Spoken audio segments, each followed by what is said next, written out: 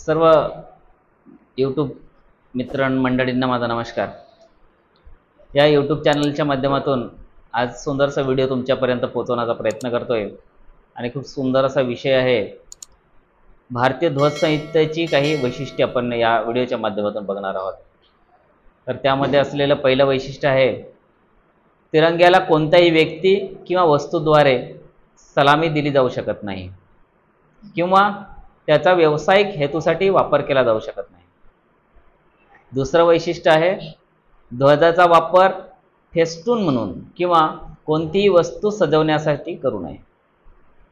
तिसरं वैशिष्ट्य आहे, ध्वज संहितेनुसार तिरंगा नेहमी ठळकपणे प्रदर्शित केला पाहिजे आणि त्याला आदराचे स्थान दिले पाहिजे। चौथं वैशिष्ट्य आहे, अधिकृत प्रदर्शनासाठी ध्वज सूचना आणि ब्युरो ऑफ इंडियन स्टँडर्ड्स नुसार असावा।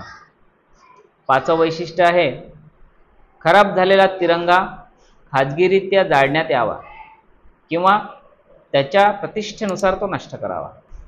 त्यानंतर सहावं वैशिष्ट्य आहे, जेव्हा एखाद्या राष्ट्रप्रमुखाचे किंवा प्रतिष्ठित व्यक्तीचे निधन होते किंवा राष्ट्रीय सन्मानाने अंत्यसंस्कार केले जातात, तेव्हा शोक व्यक्त करताना आदराचे प्रतीक म्हणून तिरंगा अर्ध्यावर फडकवला जाऊ शकतो।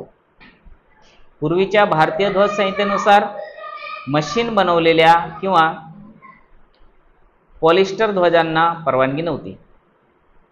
वैशिष्ट्य नंबर 7, 30 डिसेंबर 2021 रोजी भारतीय ध्वज संहितेच्या दुरुस्तीमध्ये कापूस, लोकर, रेशीम आणि खादी व्यतिरिक्त पॉलिस्टरच्या हाताने विणलेले किंवा मशीनने बनवलेले ध्वज वापरण्यास परवानगी दिली होती। वैशिष्ट्य क्रमांक 8, हवामानाची पर्वा न करता सूर्योदयापासून सूर्यास्तापर्यंतच ध्वज प्रदर्शित करावा, असेही यापूर्वी नमूद करण्यात आले होते। हर घर तिरंगा मोहिमेअंतर्गत 20 जुलै 2022 रोजी आणखी एक दुरुस्ती करण्यात आली। त्यानुसार आता दिवसा किंवा रात्री घरी राष्ट्रध्वज फडकविण्याची परवानगी आहे। तर अशा पद्धतीने भारतीय ध्वज संहितेचे काही वैशिष्ट्य आहेत आणि ते तुमच्यापर्यंत शेअर केलेलं आहे। नक्कीच या ध्वज संहितेचा पुरेपूर अंमलबजावणी आपण करावं आणि राष्ट्रीय अस्मितेचा जोपासना करावा। सर्व भारतीयांसाठी ही एक महत्त्वाची या माध्यमातून दिलेला संदेश आहे। नक्कीच तुम्हाला आवडला असेल तर हा यूट्यूब चॅनल शैक्षणिक यूट्यूब चॅनल आहे, तुम्ही नक्कीच सबस्क्राईब कराल आणि शेअर कराल अशी आशा बाळगतो। जय हिंद, जय भारत, वंदे मातरम।